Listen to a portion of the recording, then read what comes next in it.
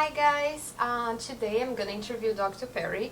He is a full-time faculty at Tufts Dental School, and he's also a director of the international program at Tufts. And Dr. Perry also practices in a private practice, and he has authored over 200 articles and abstracts in the field of dentistry. So I'm gonna interview him, and I'm gonna ask him the first question. Tell me a little bit about yourself. About myself? Yes. I'm a dentist. I've been a dentist for 35 years, and I've been a faculty member for 33 years, and I'm still a practicing dentist. So I practice 2 days a week, and I'm full-time at the dental school and involved in research and lecturing and a whole bunch of stuff. Nice. A little bit of experience you had. A little bit of experience. So the second question is, what is the philosophy behind the application selection? What is specific do you look in a candidate? Well, I personally look at all the applications, and I'm actually going through that right now.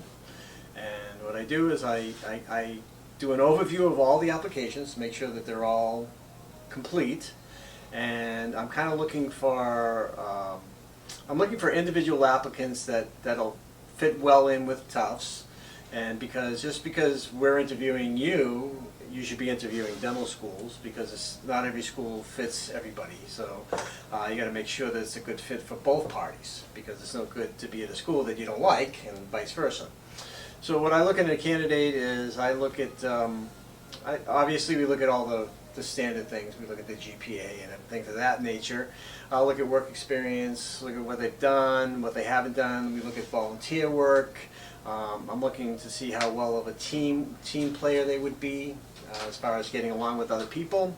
I also look at, there's so many different factors, a lot of intangibles that I can't really get into, but I look at the applicant as a whole. So a lot of people might question, well, I have a low GPA, does that mean I'm not going to be looked at? No. Some of my best candidates have been low GPAs, because I know certain countries' GPAs can be, different. Not high or low, or whatever the case may be. And I've looked at people that have had 4.0s that are not a good fit for us, and they're just not team players. So it's gone both ways. So there's a lot of things I'm looking for in a candidate. Nice, that's good to know. Is there any age range that you're looking specifically in a candidate? Nope. My candidates range from about 25 to 55. And I've had 55-year-old candidates. I actually interviewed last year, I interviewed a 60-year-old candidate. So it depends. It really depends. Because each candidate offers different things. Some of the older candidates can offer something for the newer candidates, the younger candidates, and younger candidates can help older candidates. So it's we work as a team. It's a whole team concept that we're looking at. Mm-hmm. Cool.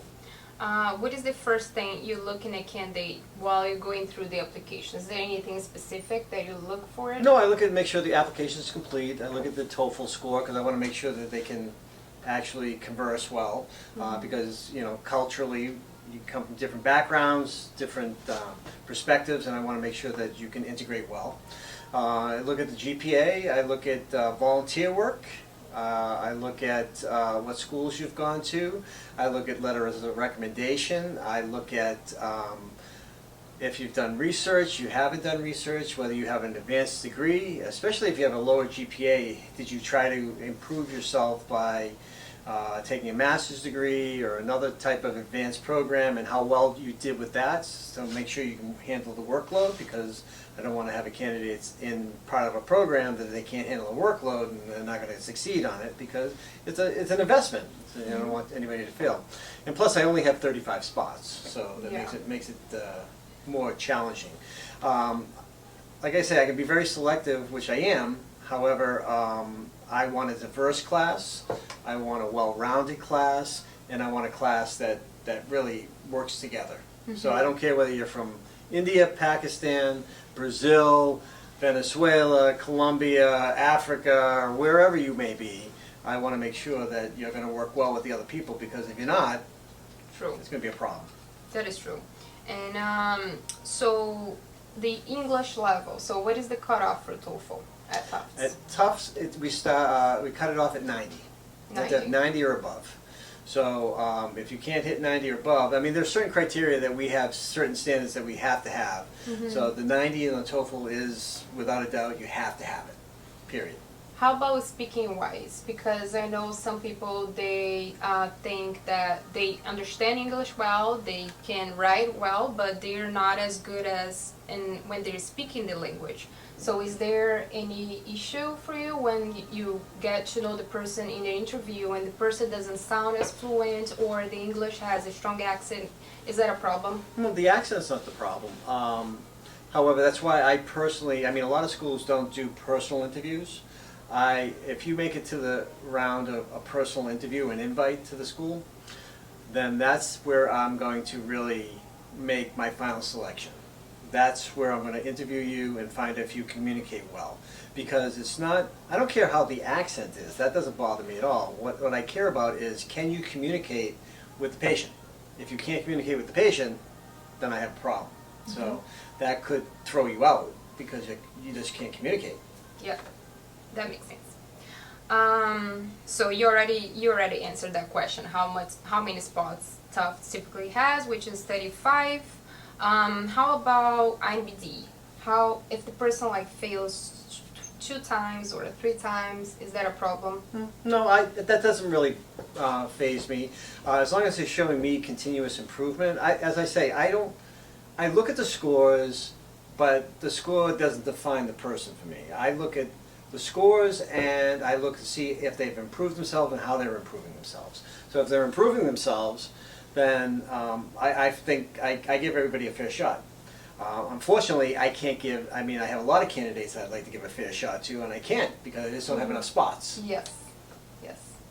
That's nice. And especially this year because we've opened it up not only to having green card and U.S. citizenship, which it used to be. Now we're opening up to the H1, F1 visas and all that. So it's opening everything up. Which is great because I've been which there is great before. and it's not great because it's more work for me now. So can you tell us a little bit about the routine in the Advanced Standing program? Yeah, it's a 29-month program, and the first 7 months is really intense. You are integrated with the regular dental students. So right now I'll be interviewing, well, I'm in the process of selecting and reviewing applications for the IS-27 class, which would start in January of 2025. So I'll be doing that, and so the routine is, so they come into school, and even before you guys get into school, what I do is I spend about 3 months with the candidates, and we set up different chat groups, and we make, remember what I said initially, I want a team. So I spent about 3 months forming a team.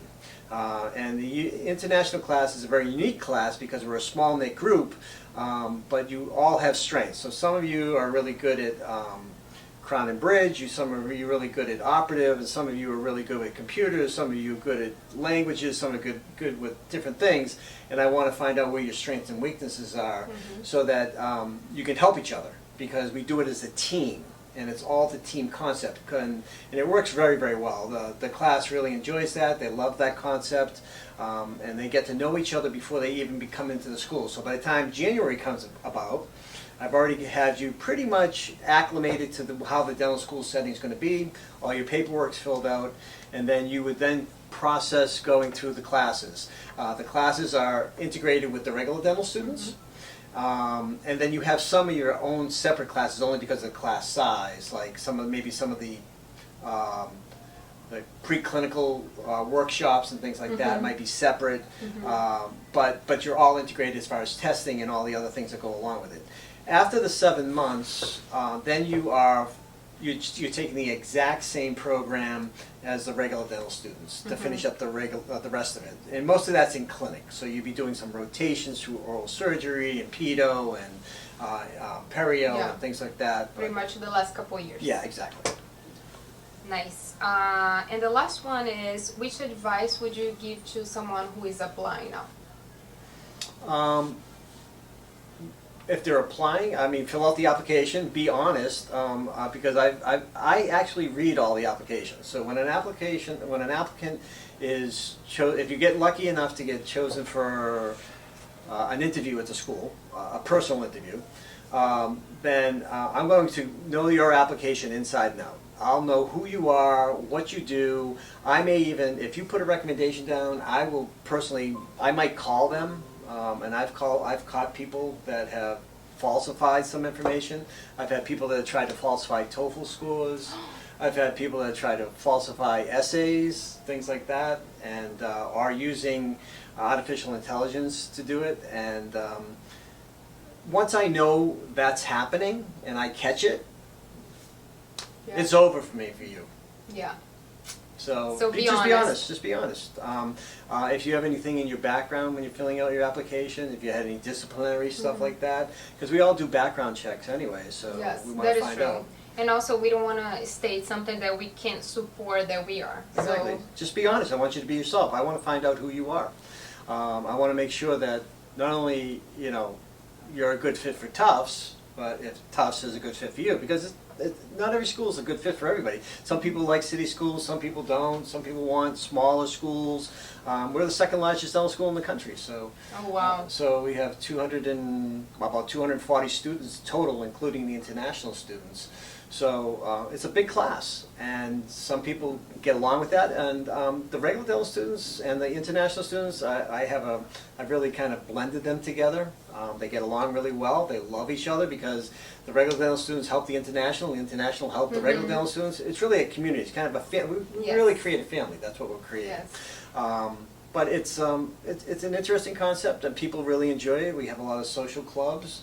I do a lot of extracurricular stuff with the students. I do learn the business aspect of dentistry, where I send the students out to offices for a week, and they learn how to work with the front desk, the back, with assistants, with hygienists. They work with dentists.